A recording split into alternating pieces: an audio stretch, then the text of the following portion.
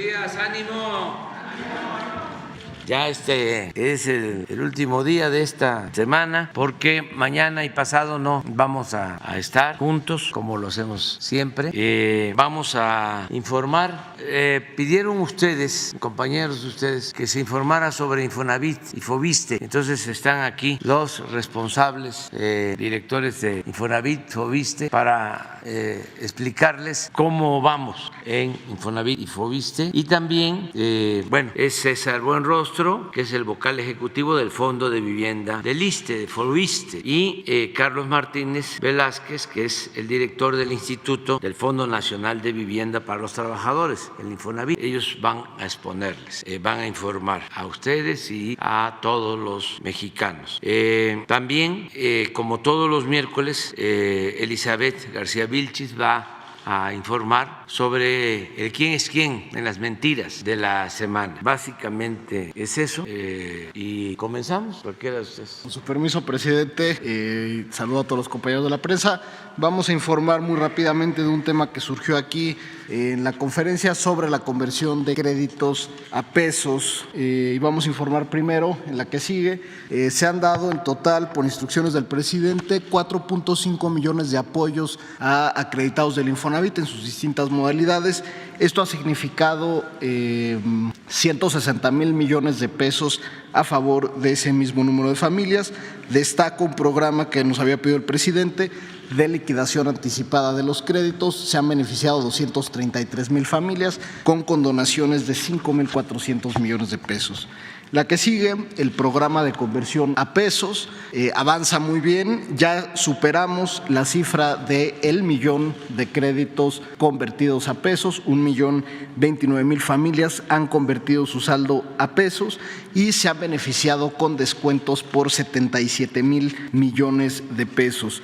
En la que sigue, decirle, presidente, que faltan por convertir 1.6 millones de créditos y ahí invitamos a las familias a que puedan hacerlo. Tiene beneficios muy claros.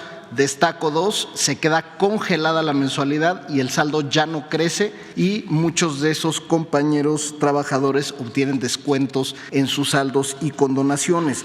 En la que sigue, lo pueden hacer a través de la banca electrónica, no requieren ir a una sucursal, no requieren un asesor, no requieren un gestor, se puede hacer a través de mi cuenta.infonavit.org.mx. Los días 9 de cada mes se abre la ventanilla para que puedan actualizar sus créditos y convertirlos a pesos y evitar alzas futuras. Ahora bien, en la que sigue, en 2023, por instrucciones del presidente, decidimos que los créditos que no se habían convertido no tuvieran una afectación ni por el incremento al salario mínimo ni por la inflación, sino que se tomó en consenso con trabajadores y con patrones, el instituto es tripartita, que se actualizara una tasa de 5.2% los créditos que no se hubieran convertido a pesos. En la que sigue, también, como lo instruyó el presidente, acabamos con los desalojos y ahora buscamos hacer mediaciones para cada caso. Para nosotros es un fracaso como institución si tenemos que llegar al desalojo. Es un fracaso como país si tenemos una institución de seguridad social que tiene como fin desalojar a las personas, y por eso hemos buscado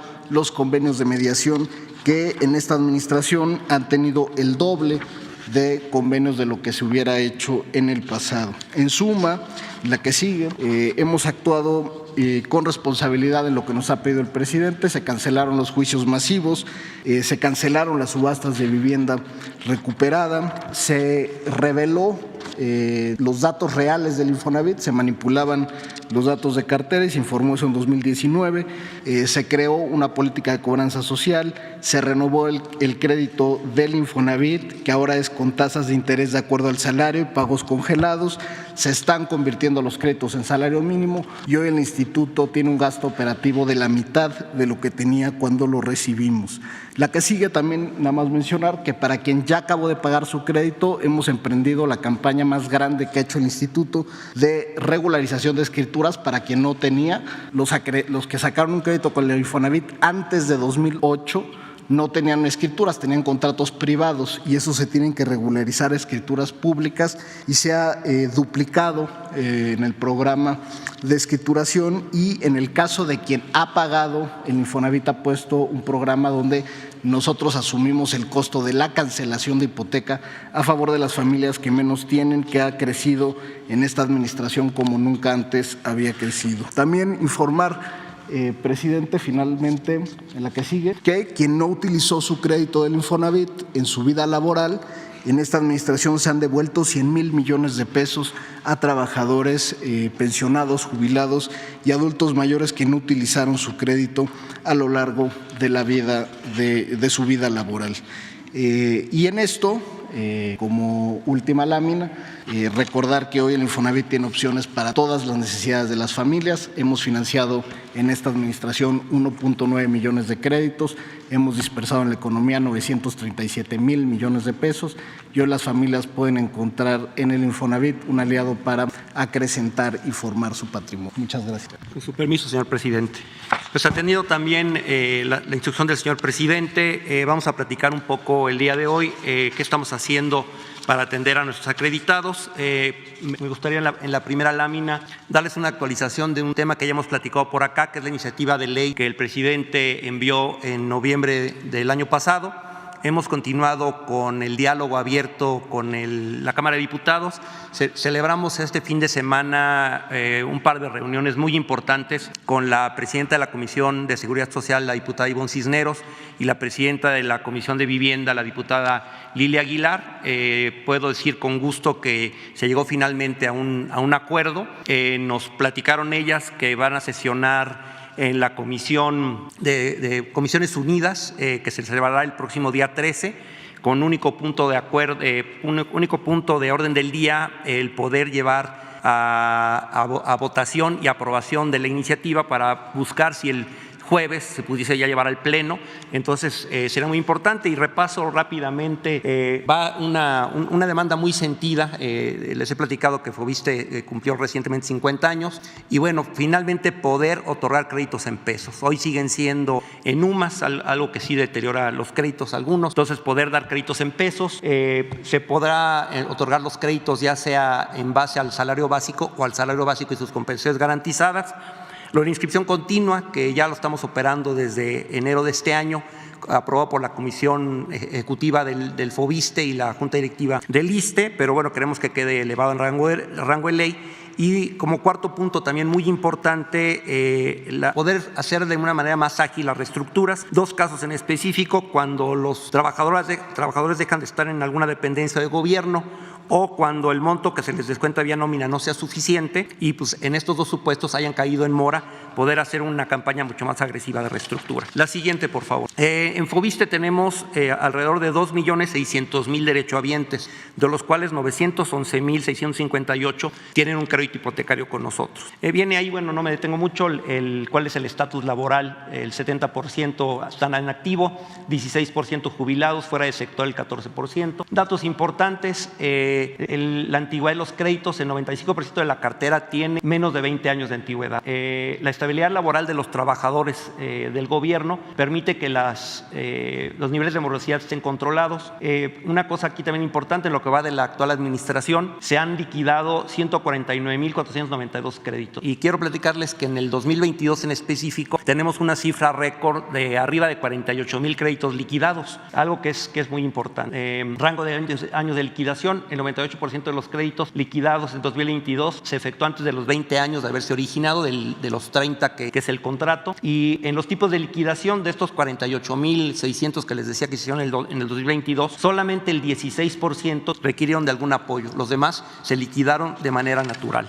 La siguiente, por favor. Atendiendo a la instrucción del señor presidente, bueno, tenemos un amplio abanico de esquemas de apoyo a la cobranza social. empezando por el seguro de daños, seguro de calidad y seguro de vida, que eso es un básico cuando se origina el crédito. Hay un esquema de prórroga de 12 meses si se separa del servicio público para que no se le afecte su crédito en lo que busca un nuevo empleo, disminución de los pagos quincenales, reestructura de UMAS a pesos, descuento y facilidades por liquidación, apoyos para enfrentar los factores. Esto os platico ahorita un poco en la siguiente, por favor. Dentro de los programas que tenemos y seguimos trabajando en algunos más, liquidación de 10, cuando el acreditado ha pagado ya el 90% de su crédito, se le puede hacer una condonación del 10% restante, una liquidación anticipada con descuentos del 5 o del 10%, dependiendo de la antigüedad del crédito. Esto es en relación al saldo insoluto. En la liquidación 30-60, en la cual acreditados que tengan más de 60 años de edad y hayan pagado 2 veces en el monto del crédito otorgado, o que tengan más de 30 años de antigüedad de haberse originado, también se estaría haciendo. Lo importante de este programa, por ejemplo, los primeros 2 que mencioné son a petición de parte. Este tercero lo estamos operando de manera automática. No tiene que venir el acreditado a buscarnos. Creo que eso también da un plus. Reestructuración total de liquidación. Esto se operó especialmente con una recuperación de cartera que tuvo el FOBISTE hace varios años. Son para créditos deteriorados por crisis económica. Se les otorga un descuento del 34% sobre el saldo pendiente. Disminución de la obligación de pago quincenal. Este programa está trabajando muy bien. Lo llamamos solución a la medida, pago piso. Estamos haciendo una serie de estudios económicos para determinar el valor real de lo que puede pagar el acreditado. Lo estamos trabajando ahorita en especial con gente que ha salido del sector. Entonces estamos avanzando rápidamente con ellos y ha habido una buena respuesta. Y ya habíamos también platicado de esto, el descuento o lo que está haciendo el FOBISTE este año por primera vez en los 50 años de absorber en un porcentaje, es el 11.5% del valor de la UMA, 4,000 millones de pesos. La vez pasada que platicamos de esto estábamos por llevarlo a nuestra comisión ejecutiva y a la Junta Directiva del ISSSTE. Hoy les puedo decir que ya ha sido aprobado por ambas instancias y pronto podremos tener ya que todos los 911,000 acreditados lo puedan ver en su estado de cuenta. La siguiente, por favor. Una cosa muy importante que nos ha instruido el presidente es la cuestión de la certeza jurídica. Hace un poco más de un año que llegamos nosotros al FOBISTE, encontramos que había alrededor de 64,000 testimonios pendientes de entregarse en un rango entre 2009 y 2019. Hemos avanzado de manera importante. Hoy en día tenemos solo por resolver, hubo un avance del 64%, tenemos por resolver 22,885 casos. Desafortunadamente esos son un poco más lentos porque muchos pertenecen a las vivienderas que tronaron cuando fue el crack inmobiliario que resolver jurídicas, pero bueno, estamos con la firme intención de hacerlo. Y hemos trabajado muy de la mano con el Colegio del Notariado Nacional para poder llevar a buen término eso. Y la otra parte de la certeza jurídica es la cancelación de hipotecas. En el 2022 se suscribieron 30,325 hipotecas de 31,809 proyectos que ya estaban validados. Fue un 53% más que lo que se hizo en el 2021. Y a partir de 2023 se han seguido cancelando hipotecas. Se tiene un programa de hacer semanalmente en la Ciudad de México y bimestralmente se está acudiendo a todos los estados de la República para también tener esta firma de escrituras. Y estamos diseñando un programa para que se pueda hacer de manera más ágil con nuestros departamentos de vivienda. Y como último punto, tendría yo un encargo también importante de parte del señor presidente, el licenciado Andrés Manuel López Obrador, que es atender conjuntos emproblemados o conjuntos que han sufrido daños debido a algunos fenómenos meteorológicos.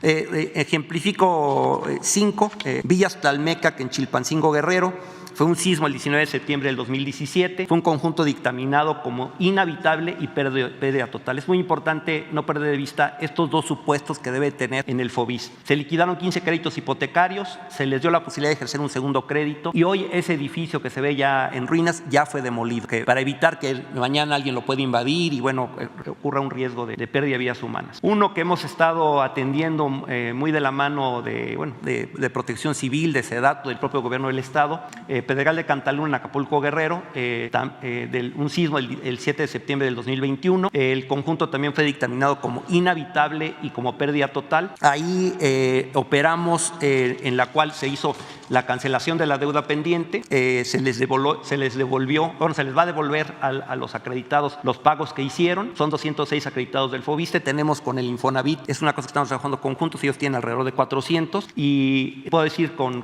gusto que ya también fue aprobado por nuestra Comisión Ejecutiva y por la Junta Directiva del ISSSTE. Entonces estamos ya a punto también de caminar en eso. La siguiente, por favor. Estos dos casos son casos de fraudes que se hicieron a principios de los años 2000. En aquel tiempo el FOBISSSTE podía dar créditos, una especie como a preventas. Hoy en día hay un candado muy importante, ya lo encontramos nosotros ahí. Solamente podemos dar créditos hipotecarios a vivienda terminada o a vivienda usada. Creo que es un buen candado para evitar que haya estos fraudes. Una constructora, Graciano y Asociados, y es una constante en el norte del país, defraudó a 86 acreditados, pero aparte defraudó a HSBC, con el cual obtuvo un crédito puente. Entonces, ha sido un proceso muy largo.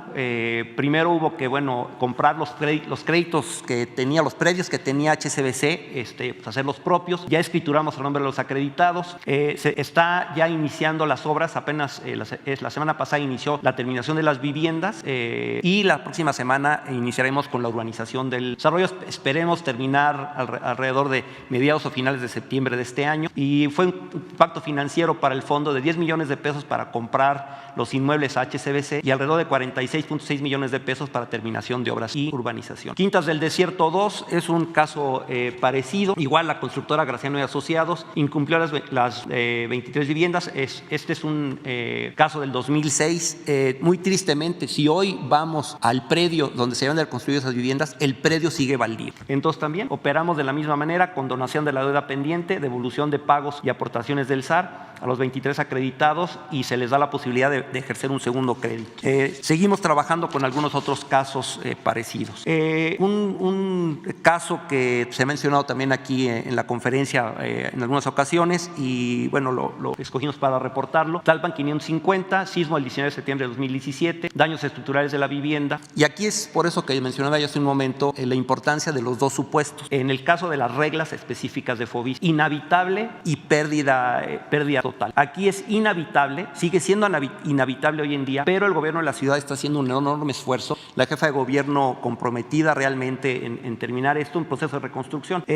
Nosotros desde hace ya, desde el 1 de septiembre de 2022 y hasta el 31 de agosto del 2023, tenemos suspendidos los cobros y no se le están generando intereses a los 80 y tantos acreditados que tenemos. Entonces, el compromiso es seguir así hasta que los acreditados no reciban su vivienda, no se les hará cobro alguno. Realmente nosotros no estamos en posibilidades por las propias reglas del FOBISSSTE. Mientras exista la garantía hipotecaria, nos es imposible el poder liquidar los créditos. El compromiso, insisto, sigue en la suspensión de los pagos y una vez que reciban las viviendas, pues podríamos platicar uno a uno con los acreditados para poder ver si hay alguna reestructura. En especial sabemos que hay un grupo importante de jubilados, entonces ver cómo se les puede apoyar. Pero una vez que hayan recibido la vivienda, para saber cuánto tiempo más queda del crédito y poder hacer esta reestructura. Sería todo por mi parte. Con permiso, gracias. Con su permiso, señor presidente. Buenos días a todas, a todos.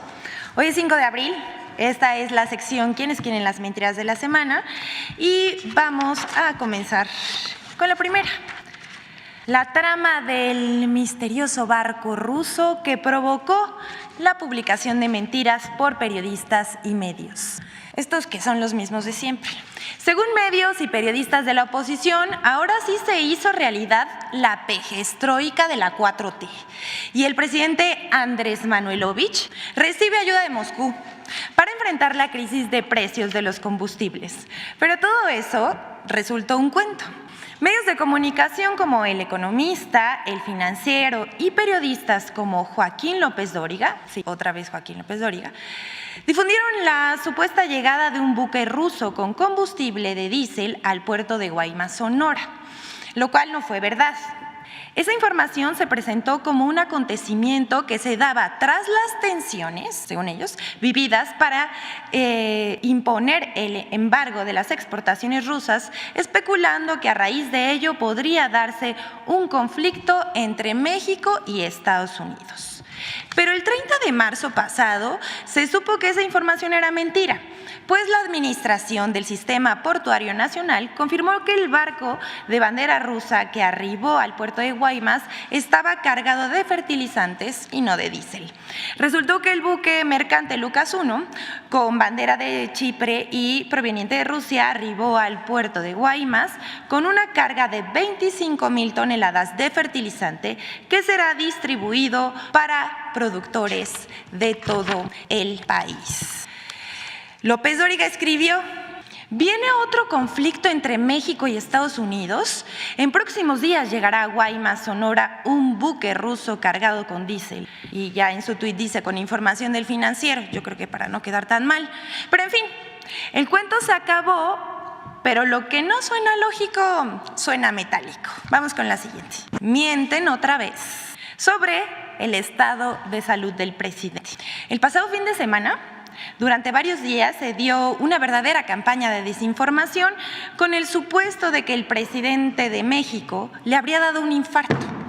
La falsedad de la información se pudo comprobar horas después, cuando el Ejecutivo Federal arribó a Ciudad Juárez, Chihuahua, ese mismo día para realizar una gira de trabajo. Al terminar la conferencia mañanera, se difundió en WhatsApp la nota. Escuche. Médicos militares llegaron a Palacio Nacional por una emergencia. Se realizó un cateterismo cardíaco a ya sabes quién. Tras la difusión de esa mentira, comenzó a viralizarse en redes y poco faltó para que diversos medios y periodistas difundieran el bulo sin el menor pudor, ni comprobaran la información. Más parecía que el objetivo era enrarecer el clima y desestabilizar que de ganar la nota. Con esa mentira se lanzaron Pedro Ferriz, Desiree Navarro, Joaquín López Dóriga, sí, Joaquín López Dóriga otra vez, el Monero Garci, el intelectual de derecha José Antonio Crespo y medios como Índice Político, Demócrata Coahuila, también Periodistas Sin Censura, Noroeste, .net y Punto por Punto. Este último siendo la nota más retomada por usuarios y cuentas que reproducen los discursos de la oposición. Aquí, como podemos ver en la pantalla. Si eso no es campaña, les preguntamos, ¿entonces qué es? Hasta Animal Político se subió a la tendencia con una nota de hace 10 años. Hay profesionales de la mentira y la calumnia como Pedro Ferriz que reproducen cotidianamente este tipo de ataques contra el gobierno, contra funcionarios y sobre todo contra el presidente López Obrador. Llama la atención el columnista Francisco Rodríguez, que escribía una columna que se publicaba en el periódico El Universal, que en chats de periodistas estuvo promoviendo la mentira y luego en redes sociales. Todavía el 3 de abril pasado publicó su colaboración bajo el título ¿Qué tan enfermo está AMLO?, en la que sin empacho asegura que fue verdad el ataque al corazón al presidente, de ese tamaño, lo cual a estas alturas era más que evidente que era una mentira. El colmo, como dijimos, fue Animal Político. Miren lo que hizo. Este periódico Animal Político, dirigido por Daniel Moreno, que de manera tramposa actualizó una nota de 2013 para aparecer en los motores de búsqueda de Google. Si nosotros poníamos en cualquier buscador AMLO infarto para investigar, nosotros que realizábamos la investigación, esto es lo que aparecía, que se había publicado hace unos días, pero al darle clic era una nota del 2013. El propósito es generar entradas a su sitio como si fuese una publicación actual. Así es la ética periodística con la que se maneja este portal. A pesar de las mentiras de la oposición, de medios y de periodistas alquilados a la mafia informativa, el presidente Andrés Manuel López Obrador está al 100. Tras encabezar la mañanera del 31 de marzo, el presidente inició una gira por Ciudad Juárez, Chihuahua, Tijuana, Baja California Sur, Sinaloa y Nayarit.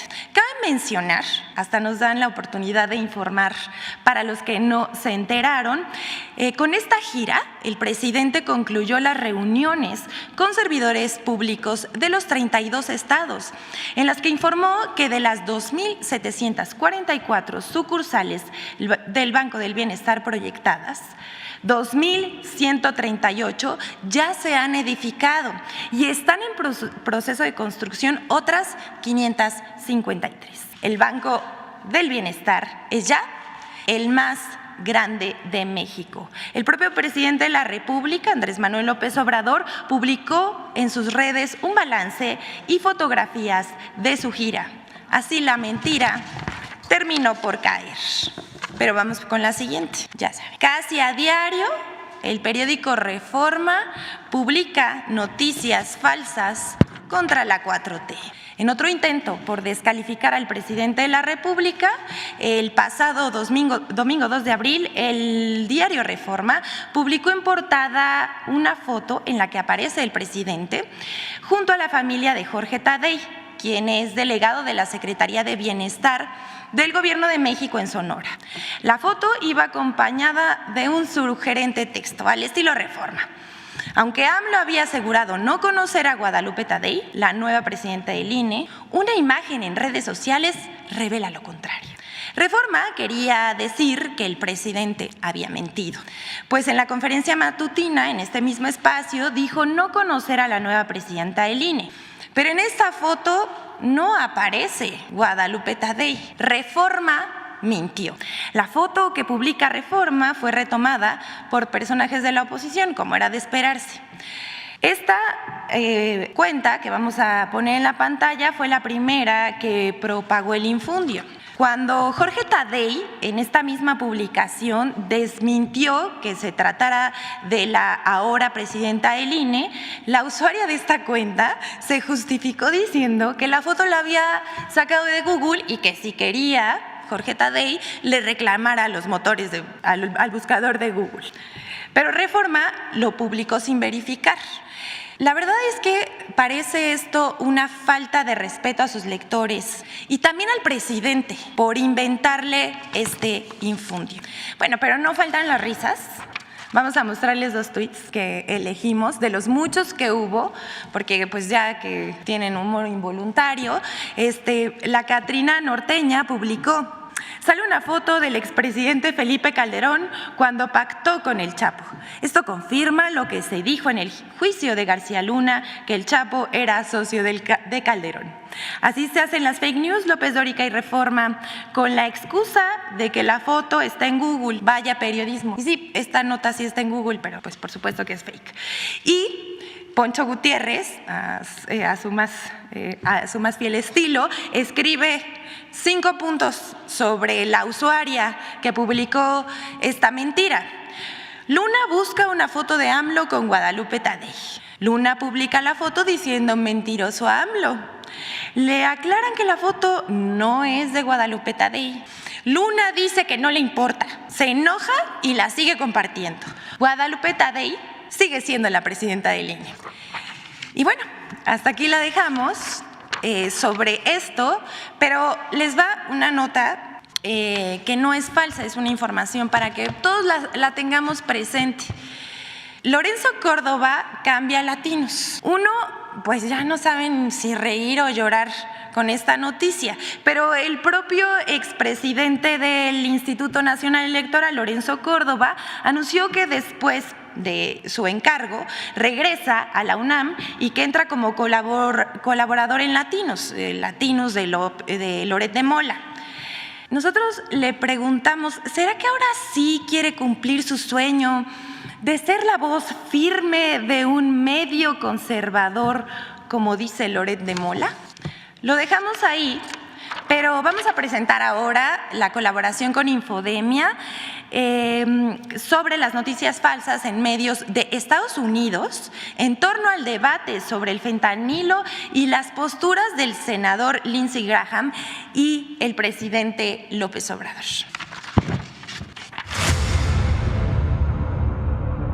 Medios de comunicación de Estados Unidos y legisladores republicanos han lanzado 3 narrativas falsas en contra de México y el gobierno del presidente López Obrador sobre el tráfico de fentanilo. 1. Falso que migrantes mexicanos trafican con fentanilo.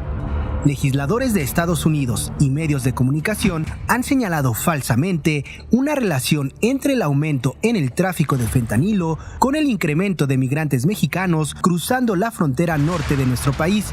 They're worried about the crisis at the border. And the crisis at the border has fueled this fentanyl epidemic that we are seeing across the nation. But I got to tell you, Steve, there's something else, a new dynamic about what's going on the border that Americans need to know about, and that is the increased apprehension of fentanyl coming across the border.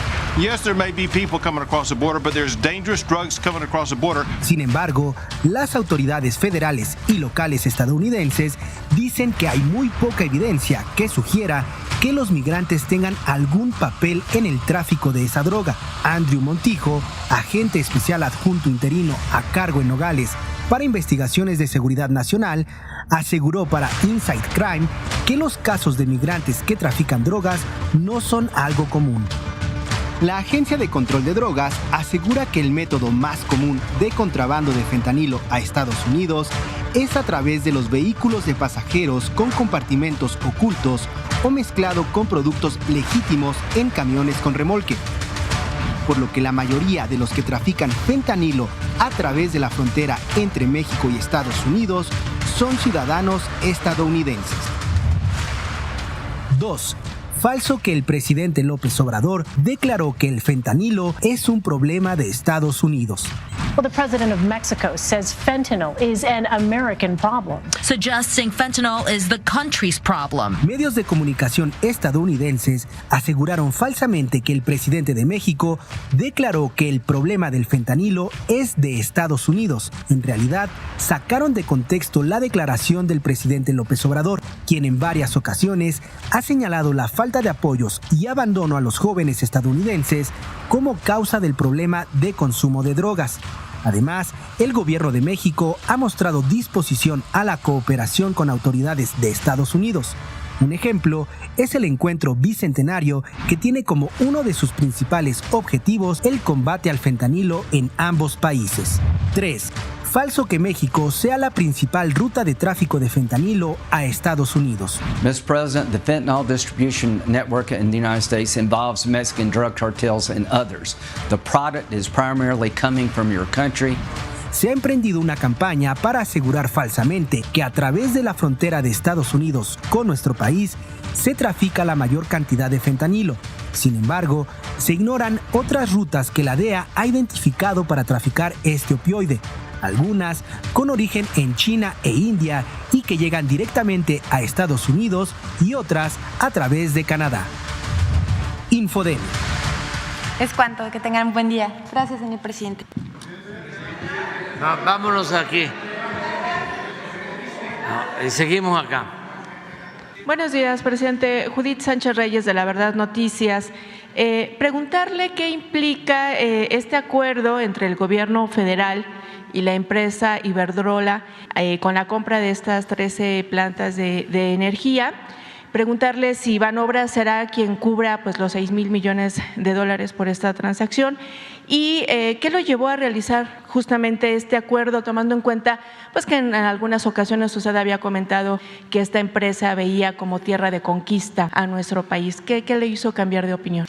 Bueno, yo creo que el convenio que se suscribió ayer es algo muy importante para el país, en beneficio del pueblo de México, en especial de los consumidores, porque en esencia lo que se garantiza es que no aumente el precio de la luz. Eso es lo esencial. Hay muchos elementos técnicos, pero a quienes nos están viendo, escuchando, les digo que llevamos a cabo esta operación, esta compra, para fortalecer a la empresa pública Comisión Federal de Electricidad y de esta manera poder ofrecer la energía eléctrica a precios justos. Yo me comprometí a que no iban a aumentar los precios de los combustibles, de la luz, del gas, las gasolinas, del diésel, y estoy cumpliendo. En más de 4 años no han habido aumentos y lo puedo probar. Incluso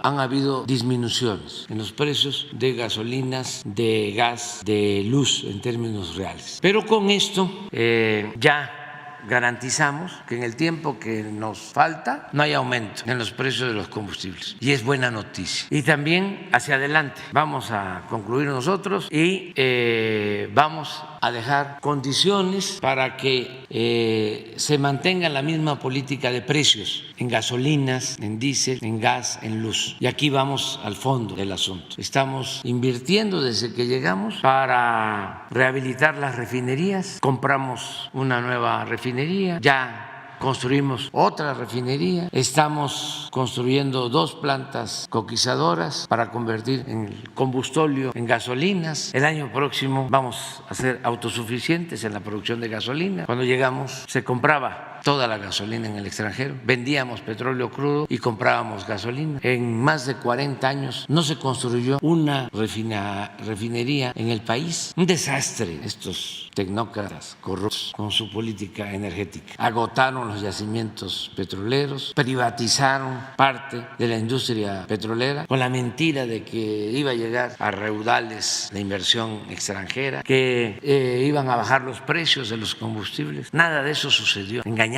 al pueblo. Para aprobar esa reforma energética está demostrado que entregaron sobornos a legisladores que ahora están en la oposición del bloque conservador. Es increíble pues lo que sucedió. Fíjense, el PAN, ya lo hemos dicho en otras ocasiones, se creó, nació para oponerse a la política popular patriótica del general Cárdenas. Nació en específico en contra de la expropiación petrolera. Se expropia el petróleo que estaba dominado por empresas extranjeras desde la época de Porfirio Díaz, un 18 de marzo de 1938, y al año siguiente, en el 39, nace el PAN para oponerse a toda la política. Y mantienen esa bandera durante mucho tiempo, su proyecto conservador, antipopular. Los del PRI, a partir de Salinas, se adhieren, se suman a esa política conservadora y ya el PRI abandona por completo la historia del movimiento revolucionario que le había dado origen allá en 1929, que se funda el Partido Nacional Revolucionario, el PNR. Luego, en 1938, en una de las mejores etapas de ese partido, precisamente cuando está llevándose a cabo la política de nacionalización y en favor de los campesinos, en favor de los obreros, se transforma el Partido Nacional Revolucionario, el PNR, en Partido de la Revolución Mexicana. Y luego ya viene la decadencia, el abandono de los ideales revolucionarios posterior al sexenio del general Cárdenas, y ya surge el PRI, el Partido de la Revolución Mexicana se convierte en Partido Revolucionario Institucional, 1946. Bueno, pero todavía seguía manteniendo una política nacionalista en lo general, aunque ya en el caso del petróleo, por ejemplo, ya habían entregado las primeras concesiones, los llamados contratos riesgos, ya habían entregado pues toda la franja costera del Golfo de México a empresas extranjeras. Sin embargo, con el presidente Ruiz Cortines, con el presidente López Mateos, incluso con el presidente Díaz Ordaz, se da marcha atrás a esa política. Se reforma la Constitución con el presidente Ruiz Cortines y se establece en el 27 que en materia de petróleo no se entregarán contratos. Y luego en el sexenio siguiente de López Mateos se establece en el 27 no se entregan en materia de petróleo ni concesiones ni contratos. En el siguiente sexenio, siendo director de Pemex don Jesús Reyes Heroles, presidente Díaz Ordaz, se cancelan los contratos que se habían entregado en el gobierno del presidente alemán, los llamados contratos riesgos. Y es importantísimo esto porque después de eso, don Echeverría se descubre Cantarell, uno de los yacimientos de petróleo más grandes del mundo. Si no se hubiese modificado lo de los contratos riesgos, si no se hubiesen cancelado, resulta que todo ese yacimiento hubiese sido explotado por empresas extranjeras. Pero como se canceló en 1968, ya en el sexenio siguiente que se descubre Cantarell, ya es de la nación, de suerte. Bueno, hasta López Portillo éramos autosuficientes en producción de gasolinas, no importábamos. Hasta López Portillo se hizo la última refinería que se construyó, la de Salina Cruz. Empieza de la Madrid, exactamente cuando inicia la política neoliberal, a partir de 1983, y empiezan a llevar a cabo la política privatizadora en la industria petrolera. Lamentablemente lograron desmantelar toda la industria petroquímica, la destruyeron en el periodo neoliberal. Era de las industrias más avanzadas del mundo, la convirtieron en chatarra. Las refinerías, pues ese era el destino que llevaba, porque cuando asumimos el gobierno, las 6 refinerías que heredamos estaban produciendo al 38% de su capacidad. Ya habían vendido incluso algunas plantas dentro de los complejos de refinación. Con este acuerdo, entonces... Entonces, es que es muy interesante. O sea, es que ustedes me preguntan y a mí me permite esto informarle a la gente, porque ya lo he dicho muchas veces, sin contexto no se entienden las cosas. No hay texto sin contexto. Entonces, ¿qué pasa? Nosotros pues cambiamos el rumbo de la política energética y nos hemos propuesto ser autosuficientes y ya lo estamos logrando, y eso nos ha ayudado mucho porque de esa manera hemos controlado el incremento inflacionario, es decir, el aumento de los precios, porque paramos la privatización de la industria petrolera. ¿Pero a qué voy? De que cuando empieza la política neoliberal, lo que hacen los presidentes como Salinas es asumir el programa conservador del PAN. Entonces, cuando se plantea la reforma energética, pues uno pensaría, pues lo que están haciendo es aplicar la política conservadora del PAN en materia energética. Y los panistas, legisladores, claro que van a votar feliz por la privatización de la industria petrolera. Si así nacieron, ese es su ideario, ese es su pensamiento. Pues ¿qué creen? Que votan con gusto, pero de todas maneras piden dinero para votar. O sea, ya en una degeneración, en un grado de inmoralidad extremo. Porque si la reforma constitucional, la ley en materia energética, va de acuerdo, es la esencia de los principios de mi partido en los que yo creo, porque yo estoy en contra de la empresa pública, estoy en contra de la nacionalización del petróleo, yo estoy a favor de la privatización. Pues ya, ¿no? No, pidieron mochi, les dieron dinero. Eso es lo que declaró el director de Pemex, Lozoya, ¿sí? Que les dio a todos. Bueno, ya termino ahí, pero te voy a contestar lo de la compra de estas 3 plantas. 13. Sí, 13 plantas. Es algo muy importante porque con la reforma energética precisamente, así como querían destruir por completo la industria petrolera con las privatizaciones, pues también querían acabar con la empresa pública encargada de la industria eléctrica, la Comisión Federal de Electricidad. La reforma que se aprobó en ese entonces se procuró atar a la Comisión Federal de Electricidad, a la empresa pública, y darle todas las facilidades a las empresas privadas, sobre todo extranjeras. Esto comenzó con Salinas. Antes de Salinas, en la Constitución se establecía que la generación de energía eléctrica, desde luego la distribución, la comercialización de la energía eléctrica, correspondía al Estado, es decir, era de la Comisión Federal de Electricidad. Era la única que podía producir la industria, encargarse de la industria eléctrica y producir la energía. Entonces, con Salinas, sin reformar la Constitución, sino reformando una ley secundaria. Todo esto también es importante porque ahora los salinistas son cuidadosísimos, ¿no?, de la Constitución, se volvieron constitucionalistas y defensores tenaces del Estado de Derecho. Pues con una ley secundaria, ni siquiera reformando la Constitución, empezaron a dar contratos a empresas particulares cuando estaba prohibido por la Constitución para generar energía eléctrica. En ese entonces estaba Claudio X González, papá de asesor económico de Salinas. Y ahí empezó la entrega de concesiones. Y últimamente con la reforma energética, pues ya se estableció en el marco jurídico de que no tenía por qué haber monopolio. Lo mismo que Pemex, la misma situación. La Comisión Federal es un monopolio, Pemex es otro monopolio. Luego entonces hay que acabar con los monopolios sin considerar que estamos hablando del sector energético, que en varios países es estratégico. Tan es así que ahora con la crisis los que han padecido más han sido los países en donde se privatizó todo el sector energético, incluso en Estados Unidos. Ahora con las heladas hace algún tiempo en Texas, como está privatizado todo el sistema eléctrico, no tienen ellos una red de transmisión nacional, no podían llevar energía de otros estados de la Unión Americana porque pues todo está fraccionado por empresas, y lo mismo sucede en Europa y en otras partes. Nosotros no tenemos ya ese problema, por eso ahorita en Semana Santa hay muchísimo consumo de gasolinas, y le puedo decir a la gente, no se preocupen, hay gasolina, tenemos gasolina y hay energía eléctrica, porque tenemos la rectoría, es decir, el Estado se hace cargo de garantizar estos insumos. Entonces empiezan a entregar. Y una de las empresas que se benefician más es precisamente Iberdrola, una empresa española. Se asocia con un hijo de Claudio X González. Ahí está también en una sociedad, o estuvo, el asesor principal de Carlos Salinas, Córdoba Montoya.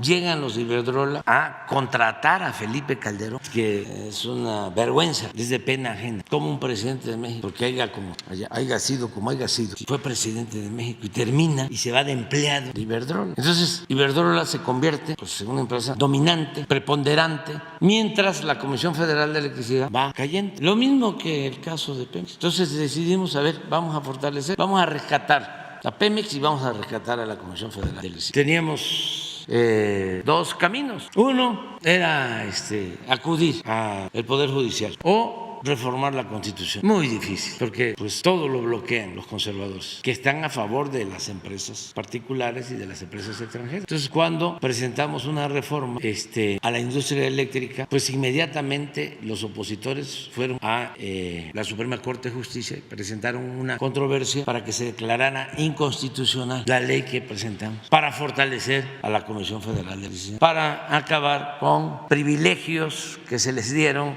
a las empresas particulares, como el llamado autoabasto, que es un fraude legal. Bueno, teníamos ese camino, lo exploramos, avanzamos, se logró que se declarara ilegal el autoabasto, pero no es suficiente, porque dejaron muy mal. Yo tengo testimonios de lo que pasó en Tabasco.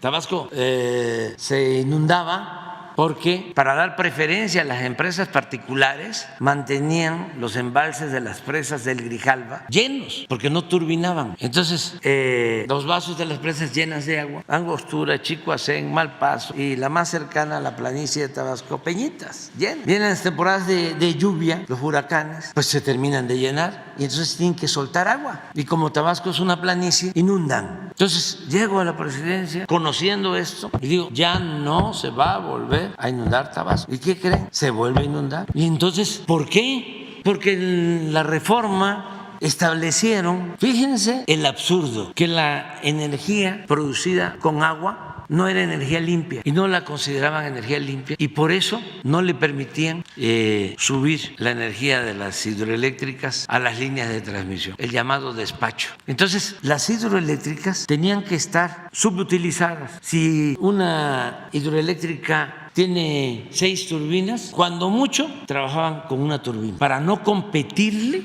a las empresas particulares, que eran las primeras que despachaban. Así, bueno, después de que se inunda Tabasco, emite un decreto, porque es hasta un asunto de derechos humanos. ¿Qué creen? Empiezan a turbinar. Hay pruebas de lo que les estoy diciendo. Las 4 hidroeléctricas. Aumenta la capacidad de generación de energía eléctrica. Desde luego, más rentabilidad, más utilidades para la Comisión Federal de Electricidad. Llevábamos 6 meses así y manteniendo los vasos de las presas controlados para que si se presentara la temporada de lluvia no tuviésemos ningún problema. ¿Qué creen que sucede? Presentan un amparo en contra del decreto. Entonces ahí ya dijimos, pues esto está muy grave. Ya, porque crearon todos estos organismos que hemos hablado, supuestamente autónomos. De la competencia, que la señora, una vez que terminó de su encargo, se fue a trabajar a una empresa privada, a Alfa. No sé si le dieron un trabajo, pero me mandó a decir el de Alfa que si no tenía yo inconveniente, porque la querían contratar. Le digo, sí tengo inconveniente. Pues ella se dedicó a bloquear todas las iniciativas para fortalecer empresas públicas, el interés general, el interés del pueblo y para proteger intereses particulares. Entonces, al día de ayer, la Comisión Federal de Electricidad tenía una participación en toda la generación de electricidad de 39%. Y yo había hecho el compromiso de que teníamos que mantener a la Comisión Federal con el 54% mínimo. Y el acuerdo fue ese, decirle a los particulares, no vamos a expropiarles, no van a dejar de participar, nada más que vamos a buscar que la empresa pública, que es la que garantiza el consumo a todos los hogares y para que no aumente el precio, la tenemos que fortalecer, se va a quedar con 54 y ustedes se van a quedar con 46 del mercado. El 46 es el equivalente a todo lo que consume Argentina, no es poca cosa. Entonces, pero con todos los obstáculos, la Comisión Federal llegó a 39%, es decir, 60% controlado por las empresas particulares, 40% la Comisión Federal. Entonces surgió este planteamiento. Nosotros vamos a seguir peleando por México, porque para eso nos pusieron aquí, para defender los intereses del pueblo. Entonces les dijimos, vamos a buscar un acuerdo y yo quiero reconocer que aceptaron y les compramos 13 plantas de ciclo combinado, 12 y una eólica, alrededor de 6,000 millones de dólares. ¿Por qué podemos hacer esto también? Porque tenemos finanzas públicas fuertes. Te los explico así de manera sencilla. Como no hemos solicitado deuda adicional, hoy el gobierno nuestro, a pesar de la pandemia, tiene menos crecimiento de deuda que el gobierno de Calderón y que el gobierno de Peña. O sea, tenemos un margen como de 3 puntos del producto. Cada punto del Producto Interno Bruto es de alrededor de 300,000 millones de pesos. Casi tenemos una diferencia de 1 billón. No nos vamos a endeudar. De todas maneras, vamos a terminar abajo. Pero traemos un margen. Cuando hablo de 3 puntos del producto, estoy hablando de 1 billón. Para que tengan una idea, la operación de ayer, que además de manera técnica no entra en forma directa a la deuda, pero bueno, es patrimonio ya de la nación. Nos significó 120,000 millones de pesos, como el 0.4% del Producto Interno. Nada, porque tenemos finanzas públicas fuertes. ¿Qué ganamos con esto? Que de 39 pasamos a 55 con las 13 plantas. La Comisión Federal de Electricidad. Dicen, es que no va a operar la Comisión Federal, no puede operar la Comisión Federal de Electricidad. No, la operación la hace Hacienda, es Hacienda, a través de un fondo. Y pues Hacienda no opera. Los trabajadores de estas 13 plantas ya pertenecen al sindicato de electricistas. No pierden, no, ya están en el sindicato. Ellos se van a poner felices, bueno, creo que están felices, porque pasan a formar parte. Ya son del sindicato, la mayoría, están sindicalizados, se mantienen. Además, los necesitamos. ¿Cómo hemos sacado adelante la industria eléctrica, la industria petrolera? Con los trabajadores, son de lo mejor que hay. Así hemos rescatado al sector energético. Entonces, esa fue la operación de ayer. Claro, a los conservadores no les gusta. Los entiendo. Además, como siempre hemos dicho, tenemos 2 formas, pues, de pensar y de actuar. Y nosotros sí queremos que se fortalezca esta empresa pública. ¿Qué es una empresa pública? Es una empresa del pueblo. Y se lo dije al director, presidente del Consejo de Iberdrola, porque además se portaron bien y hablamos. O sea, tuvimos diferencias fuertes con él, muy fuertes. Primero porque es una ofensa que una empresa se lleve a un presidente de México a trabajar como empleado, haya sido como haya sido presidente. O sea, es una burla, eso se lo dije. No, me contestó de que yo era un populista. ¿Desde cuándo sabían que hicieron las negociaciones, presidente? Nos confrontamos y tuvimos diferencias, pero miren la importancia del diálogo. Y cuando está de por medio el interés general, o sea, dijimos, esta es una opción, les agrego otra cosa, añado otra cosa. Nosotros de todas maneras íbamos a buscar tener más del 50 al fin del gobierno, pero esto lo íbamos a lograr hasta finales del sexenio de mi gobierno, porque estamos construyendo plantas de ciclo combinado, por ejemplo, en Yucatán. Ya resolvemos el problema de la península, porque estamos construyendo 2 grandes plantas de ciclo combinado, una en Mérida, otra en Valladolid. Ya compramos una planta también de ciclo combinado para resolver el problema del abasto en Baja California Sur, ya porque teníamos problemas de abasto, tanto en la península de Yucatán como en Baja California Sur. Entonces ya resolvimos. Y además estamos cambiando turbinas y modernizando como 10 hidroeléctricas. Entonces calculamos que vamos a agregar a la generación de la Comisión Federal de Electricidad a finales del sexenio hasta 15% más. O sea que si con esta operación llegamos a 55, vamos a llegar a finales, podemos llegar a finales al 70 de la generación. Pero como va creciendo la demanda, porque el país crece y de lo que más lo que más se necesita es la energía eléctrica, calculamos que mínimo la Comisión Federal la vamos a dejar con 65%. Y este es un rescate, por eso hablé ayer ayer de una nueva nacionalización. Esto mismo hizo en otras circunstancias y casi en su totalidad para que el Estado se encargara por completo de la generación de la industria eléctrica el presidente López Mateos, siendo secretario de Hacienda Antonio Ortiz Mena. Y el argumento que usaron fue muy válido y justo. Les dijeron a las empresas particulares, si ustedes continúan con el negocio de la industria eléctrica, nunca van a ir a electrificar a los pueblos porque no les va a significar negocio. Lo que pasa ahora con el Internet, ¿dónde hay Internet? Que ya también vamos a resolverlo. Pues donde hay clientes en las grandes ciudades. Por eso ya también el Internet va a ser público. Es una empresa pública, dependiente también de la Comisión Federal de Electricidad, para que podamos, así como se electrificó todo el país después de la nacionalización que llevó a cabo el presidente López Mateos en 1960, así va a ser lo del Internet. Bueno, antes de irnos va a conectarse el 94% de toda la población del país con Internet. Estamos trabajando en eso. Bueno, en aquella ocasión ese fue el argumento. Les compramos y es el Estado. Y así fue. Se pagó a las empresas una indemnización y se quedó el Estado y así se electrificó México. ¿Por qué? Porque de una u otra forma, aun cuando hay empresarios y hay empresas y hay corporaciones que tienen dimensión social, no deja de ser el factor principal de una empresa la ganancia, la utilidad y a veces el lucro. Y una empresa pública no tiene fines de lucro. Entonces, por eso, y más si se trata de la independencia de un país. Imagínense si hay un conflicto y no nos quieren vender gasolinas, pues se cae el gobierno. ¿Cuánto resiste un gobierno que depende de comprar la gasolina en el extranjero sin abasto de combustible? Pues puede ser que un mes. Entonces sí es importante la autosuficiencia energética, es la clave. Entonces eso fue lo que hicimos. Yo agradezco a los directivos de esta empresa, de Iberdrola, por aceptar este acuerdo.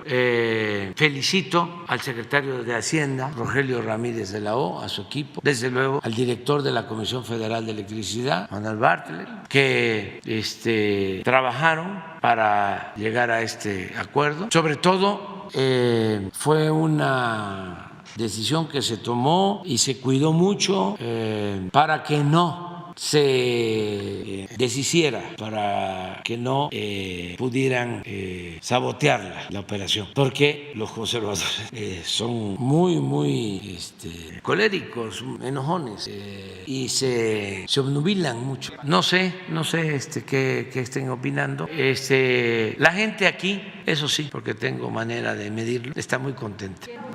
No, se queda como cualquier otra empresa. Nosotros no le negamos a nadie el que pueda venir a invertir en México, siempre y cuando se ponga por delante el interés general. O sea, el presidente de México no es un gerente, no es un empleado de ningún grupo de interés creado, de ninguna corporación, de ningún gobierno extranjero. El presidente de México solo tiene un amo y ese amo es el pueblo de México. Presidente, que era innecesario a 8 columnas el día de hoy.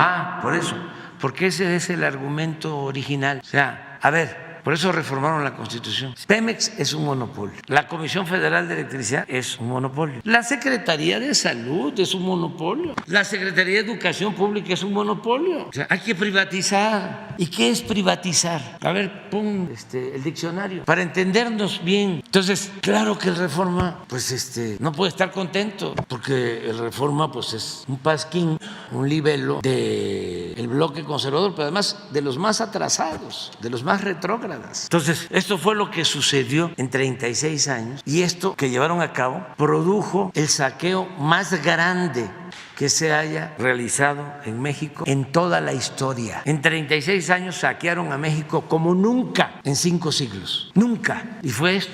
Convirtieron lo público en privado. Los bienes del pueblo, de la nación, los convirtieron en bienes privados. Bueno, la deuda de particulares la convirtieron en deuda pública con el FOBAPROA, con el rescate que hicieron de bancos y de empresas. Si deberían de estar callados, postrados, hincados, orando y pidiendo perdón son pecadores, viven en el pecado social y nada más que la hipocresía es mucha, son sepulcros blanqueados. Su doctrina es la hipocresía. Entonces, es esto, privatizar. Esto para los jóvenes, que son los que más nos importan, poner bajo la explotación y administración del sector privado empresas, bienes o servicios que eran de propiedad estatal. Es público. Convertir lo público en privado. Eso es privatizar. Entonces, es normal que al Reforma no le guste. O sea, pero qué bueno. Bien, presidente. Si al Reforma le hubiese gustado, estaría yo preocupado. La siguiente pregunta, presidente. En días pasados usted comentó que la mitad de los mexicanos simpatizaban con su partido, con su movimiento, con las acciones de gobierno que está emprendiendo y por ende tenían derecho y podían aspirar a cargos como por ejemplo a presidir el Instituto Nacional Electoral y así sucedió.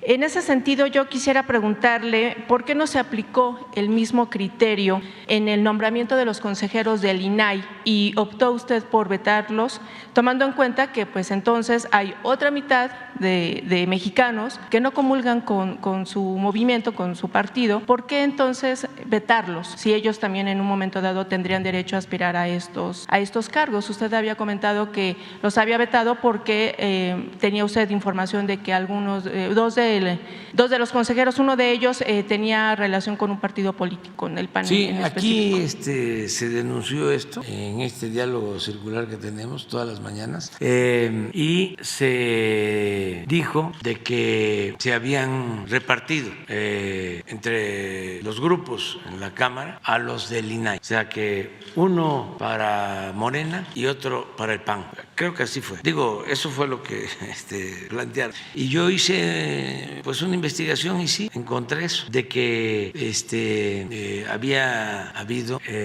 participación de los partidos y que incluso ni siquiera habían pasado el examen o no habían estado en los primeros lugares. Sí, entonces dijimos, pues no. ¿Cuál es la diferencia con lo del INE? Pues que en el caso del INE fueron 20 y hubo un sorteo y de ahí salieron 4 y eso es democrático. Claro que pues a los conservadores y a los medios de información de la derecha, defensores de los corruptos, pues no tampoco les gustó. Pero miren lo transparente de todo, ¿no? Como al final de cuentas la verdad se abre paso. La noticia que acabamos de escuchar ahora, el que estaba en el INE, que ya es preferible olvidar esta desfachatez, que se va a la UNAM, pobre UNAM, me habla mi alma mater. No, bueno, pero eso pasa. Pero luego irse de comentarista con Loret de Mola, imagínense cuánta gente engañada defendiéndolos, porque el INE no se toca, supuestamente ellos, ¿no? Independientes, árbitros, con Loret, o sea,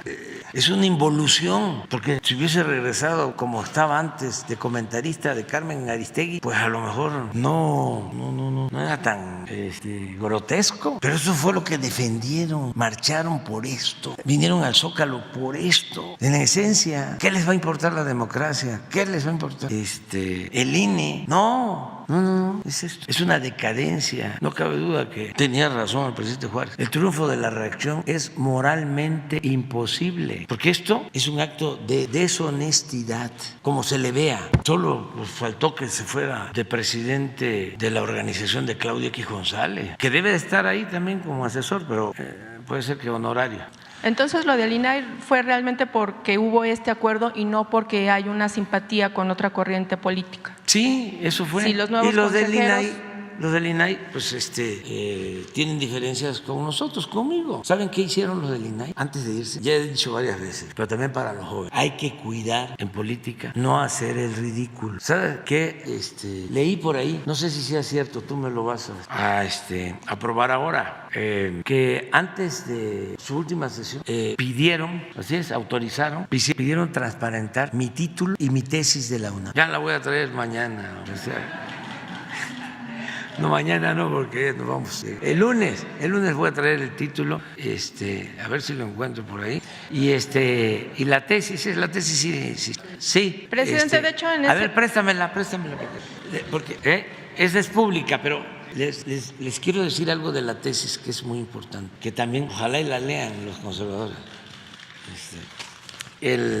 Fíjense que yo terminé la escuela en el 76 y me fui de pasante a Tabasco, de director del Instituto Nacional Indigenista. Entré en el 77 y estuve del 77 a 82 de director del Instituto Nacional Indigenista, trabajando para los indígenas chontales. Ahí aprendí a trabajar en favor de los pobres. Esa fue mi mejor universidad. Y luego llegó el maestro González Pedrero, que había estado de director de la Facultad de Ciencia Política, donde yo estudié. Llegó de candidato a Tabasco del PRI y me planteó de que yo pasara a ser presidente del PRI, porque se tenía el propósito de democratizar al PRI. Es muy difícil democratizar un partido de Estado. Entonces, pero nosotros empezamos con eso. Antes había sucedido lo del finado Carlos Madrazo, que también quiso democratizar al PRI y no pudo. Incluso se habla de que a él lo asesinaron. Bueno, y nosotros empezamos a democratizar, a hacer asambleas en los pueblos para que los comités, se llamaban seccionales, fuesen electos por la gente en asambleas democráticas y no designados por los presidentes municipales, como era la costumbre. Entonces, cuando empezamos a hacer esto y a darle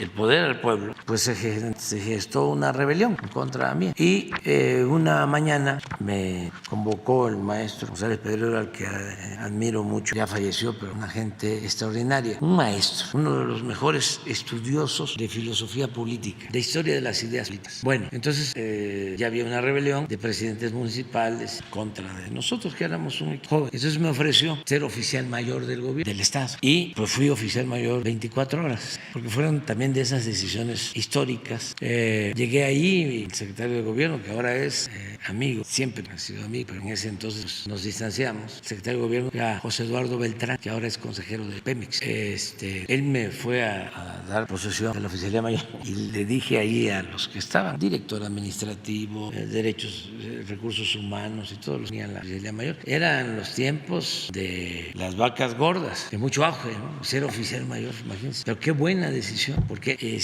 me hubiese aceptado eso, me hubiese yo perdido. ¿En qué? Mínimo en lo administrativo. ¿No? Hubiese yo hubiese abandonado el noble oficio, ¿no? el ser transformador, que es algo extraordinario. Bueno, el caso es que llego ahí y le digo a los que están, a ver, ¿quién sabe más de esto? No, pues, un contador de Wii. Quédese aquí, yo ya voy a regresar. Procure que no falte nada, que no se pare el gobierno. Y yo ya regreso. Ya pasé a buscar a mi esposa, afinada, Rocío, a su trabajo y le dije, voy a anunciar. Y para que vean lo solidario de las compañeras, ¿no? Como también de los compañeros. ¿Cómo no puede un dirigente salir adelante si no tiene el apoyo de una compañera, o una compañera no puede salir adelante si no tiene el apoyo de un compañero y de la familia en general, ¿no? Su respuesta fue sí, porque ya veníamos hablando de las. Entonces me fui y escribí una renuncia que es histórica, que palabras más, palabras menos dice, agradezco a usted el que me nombre como oficial mayor, pero este cargo me aleja de mi propósito fundamental, que es la de servir al pueblo. Por lo tanto, le presento, o en consecuencia, le presento mi renuncia, carácter irrevocable. Y ya, la dejé y vámonos, porque estaba fuerte. Imagínense decir no en ese entonces. Pero gracias a eso, bueno, ya nos venimos acá. Ahora que hablas del FOBISTE, ¿cómo no voy yo? Es como lo de las becas. Cuando estudié por una beca en la casa del estudiante tabasqueño. Cuando regresé de esa situación de Tabasco, llegué a rentar un departamento, llegamos a rentar un departamento en Copilco, 300. Esa unidad no se me va a olvidar. Y luego ya conseguí trabajo en el INCO, Instituto Nacional del Consumidor. También le agradezco mucho a la licenciada Clara Jussi, me dio trabajo. Fui director de organización en el INCO. Esto de los precios, el quién es quién en los precios, por eso, lo de Sheffield, algo parecido. Y luego, ya estando ahí, conseguí un crédito del FOBISTE y gracias a eso tuve mi departamento. Y lo importante en ese entonces de esos créditos es que las tasas eran muy bajas, que es lo que tienes que procurar. Pero bueno, ese tiempo que no tuve trabajo, después de salir de Tabasco, me dediqué a hacer mi tesis. Ya había yo escrito algo sobre este tema. Y me asesoró la tesis una maestra extraordinaria que ya falleció, Paulina Fernández, que había pues estado de alumna conmigo, pero como yo me fui, ella siguió, se convirtió en maestra. Cuando regreso, ella es mi asesora de tesis.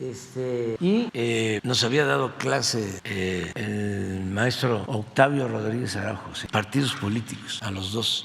Y es muy interesante porque, para recibirme, antes en la facultad se necesitaba el dominio de un idioma o la traducción de dos. Entonces me inscribí en el Centro de Lenguas Extranjeras de la UNAM en francés y portugués. Me ha costado el inglés. Y ya terminé el curso, presenté mi examen y ya llené todos los requisitos. Hice la tesis con ella. Y la tesis se llama Proceso de Formación del Estado Nacional en México. Y sí es un aporte, considero importante, porque aquí explico cómo Juárez llevó a cabo las reformas para separar el poder del Estado y el poder de la Iglesia, más que nada del clero. Y aquí explico, y sí es algo, vamos a decir, novedoso, porque imagínense cómo se llevó a cabo esa reforma. Sí, el clero era dueño de todo, pero no solo de los bienes materiales, también de las conciencias. Y el movimiento liberal estaba compuesto por una minoría.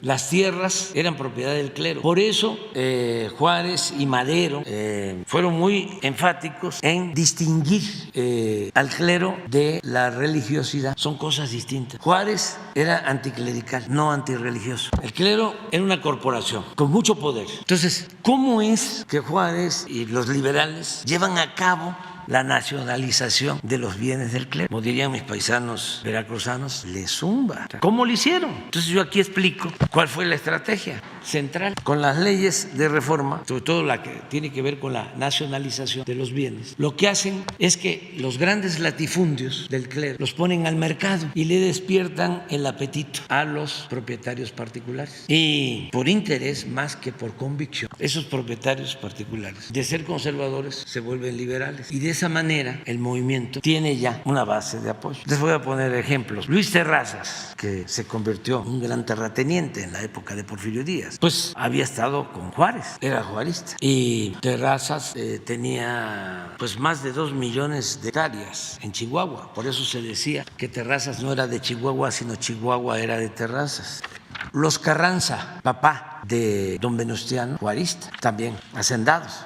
Entonces, de esa manera, incluso en circunstancias difíciles, porque está Juárez en Veracruz, el movimiento conservador con toda la fuerza, y él toma la decisión y se va para adelante, se echa para adelante y expide las leyes de reforma. Y ahí cambia. Y es México el único país del mundo que logra eso. Dicen que fue un milagro, una chiripa. No, fue una estrategia política magistral. Desde entonces, México es otra cosa. ¿Qué hace Juárez? Como sabía que el pueblo es muy respetuoso, muy religioso, y él muy respetuoso del pueblo. Si ustedes ven los textos de entonces y de siempre, nunca dejó de hablar de lo religioso y de usar palabras religiosas. Hablar de que la providencia divina nos va a ayudar, el Creador va a estar con nosotros siempre, para que no se usara en su contra el que era antirreligioso. Bueno, hasta Ignacio Ramírez, el nigromante, llegó a decir, y ese fue excomulgado por el Papa, como otros, pero llegó a decir, yo me hinco donde se hinca el pueblo. Entonces,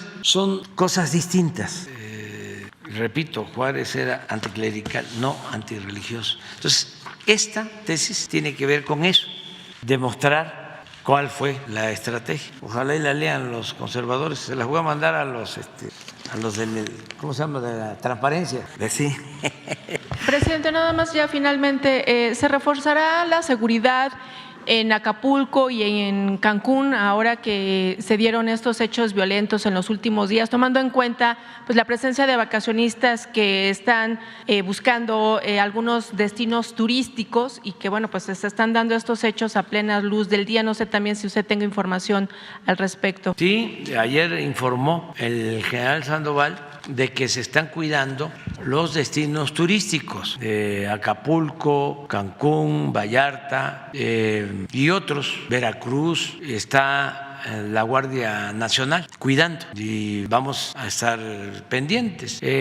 Yo voy a estar fuera, me voy a Palenque estos días, pero pues estoy ahí atento. Se queda de guardia el secretario de Gobernación, Adán Augusto, porque tenemos una reunión hoy por la tarde allá en Chiapas para la evaluación del Tren Maya. Entonces ya no regreso, ya me quedo por allá. Entonces también para informarle internacionales. Vamos a tener hoy a las 10 un encuentro con 10 presidentes de América Latina y del Caribe. El tema es cómo nos ponemos de acuerdo para frenar la inflación, que no haya carestía, que podamos acercar alimentos, productos de primera necesidad a los consumidores, a la gente de nuestros países, a nuestros pueblos. Sí, hacemos intercambio. Ese es el propósito que tiene este encuentro. Es una videollamada. Vamos a participar 10 presidentes. Convocamos nosotros a esto porque consideramos que es de utilidad. Y hoy aparece el nuevo dato de inflación y es bueno porque vamos bajando. Sí, ahí vamos. Muchas gracias a productores industriales, a los que nos están ayudando para que no aumente el precio de la canasta básica. Sí, las tiendas departamentales, Chedraui, Soriana, Walmart, Aurrerá y otras. O sea, porque tenemos una canasta de 24 productos, 1,039 pesos y la verdad ya el promedio está abajo. Y ya vamos así, vamos bajando. Sí, no, para eso incluso es la reunión porque tenemos que estar pendientes de esto, básicamente. Pero ya es muy bueno el dato del INEGI del día de hoy temprano. Ya déjenme ir, ¿no? Sí. Nada más 2 cosas para terminar. Sí, porque van a decir, no hubo nota. Sí, va a haber nota. Ahorita les voy a dar una nota. ¿Saben? Reitero, refrendo, mantengo mi postura de que no debe de utilizarse lo jurídico, los asuntos supuestamente legales con propósitos políticos electorales. Por eso no estoy de acuerdo con lo que le están haciendo al expresidente Trump. No estoy de acuerdo. Es que yo ya lo padecí. Y que no quieran descalificar a nadie en ninguna parte del mundo. Miren lo que le hicieron a Pedro Castillo en el Perú, lo que me hicieron a mí aquí, que me desaforaron porque no querían que yo apareciera en la boleta como candidato a la presidencia. Ese era el fondo de todo, que sea el pueblo el que decida, y no hay que tenerle miedo al pueblo y tenerle confianza, pero no impedirle a nadie que participe. Y pueden decir, es que legalmente sí puede participar. Sí, allá sí, aquí no, pero allá puede participar, pero de todas maneras está expuesto a una campaña de desprestigio, bajo la máxima de que la calumnia cuando no mancha tizna. No sé si haya cometido delito, no me corresponde. Me llama la atención que lo estén acusando de algo que sucedió en el 2000 o en el 2006. No. 16 es cuando presentan la denuncia, pero la supuesta también, o sea, no puedo yo, supuesta o presunta dirían los abogados, aventura o como se le llame, fue en el 2000 o 2006. Vamos a ver si fue en el 2000, ¿cuántos años lleva? 23. Y si fue en el 2006, ¿cuántos años lleva? 17. Y no es porque se trate del presidente Trump, no. Cualquiera. Aquí lo hice, querían desaforar y todavía ni lo conocía yo, a Cuauhtémoc Blanco. Lo querían quitar de presidente municipal de Cuernavaca y me pronuncié. Y ahí está en las redes mi planteamiento. Y siempre lo voy a hacer. No debe de aceptarse eso. O sea, además es una degradación de la seriedad que deben de tener las leyes, el respeto que se tiene que tener por la legalidad. No utilizar las leyes, no fabricar delitos para afectar a adversarios. Ya me voy. Dios. ¿De la qué? El retraso de las pensiones en el país. La solicitud de pensiones tiene retraso entre 6 y 1 año de los que están solicitando pensionarse. Es un problema que está ahorita en el Seguro Social. No hay problema, pero podría hablar en un enojo, claro. No hay problema,